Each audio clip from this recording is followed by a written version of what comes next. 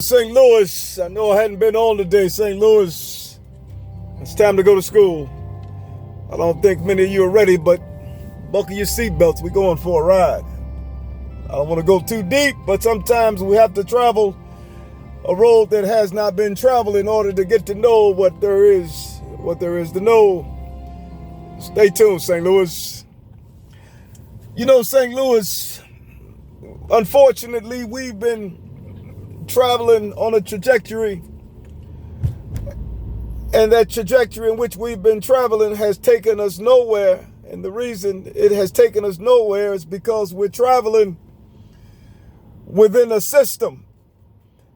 We've been in this system since the beginning of creation, and the system itself, as I always have said, is conservation of energy, cause and effect.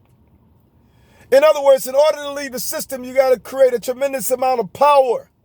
And that power must come from your mind, not a machine, but your mind. And the reason it must come from your mind is because your mind is encoding everything you see, including the machine. Unfortunately, we've been living in the past because our mind had not yet evolved to see things as they truly are. And once we begin to see things as they truly are, we would then have warped space and time. And now we're traveling at the speed of light, which is 186,000 miles per second. 186,000 miles per second. Just think for a moment. If somebody was traveling at 60 miles an hour, but yet you're going 186,000 miles within a second, yet they're going 60 miles within an hour, that tells me that you are unfortunately so far from the truth that you can't even understand why you are so far away, because you have not the mind to understand it. In other words, you're living in the past. Everything that is capable of becoming can show up right now if it can reach the speed of light. In other words, that particular sound will be minus all friction and heat. The laws of thermodynamics, entropy increases, chaos and disorder, incapable of measuring the position and the velocity of an object because the object is always distorted because you haven't reached the speed to go beyond where you dwell. We're in trouble. But yet everything appears to be true. And the reason it appears to be true is because the mind is so badly undeveloped. And as a result of the mind being undeveloped, the things in which you eat and take in is killing you because your mind is not strong enough to break it down to the molecular subatomic level of where you don't even taste the sugar at the micro. You might taste it in the macro, but not the micro. So as a result of not tasting it in the micro, you've reversed the laws of thermodynamics. You've literally left the system that contains you, and that system is an undeveloped mind. All appears to be true. You're moving, you're hearing, you're seeing, you're tasting, you're touching, you're smelling. But yet, in order to taste, touch, smell, hear, and see, you have to encode everything in order to be able to see, because your inability to encode wouldn't allow you to see what you're capable of seeing. Think about a dog, for an example. A dog has the ability to hear a lot keener than humans. A snake has the ability to see based upon infrared because of its spectrum.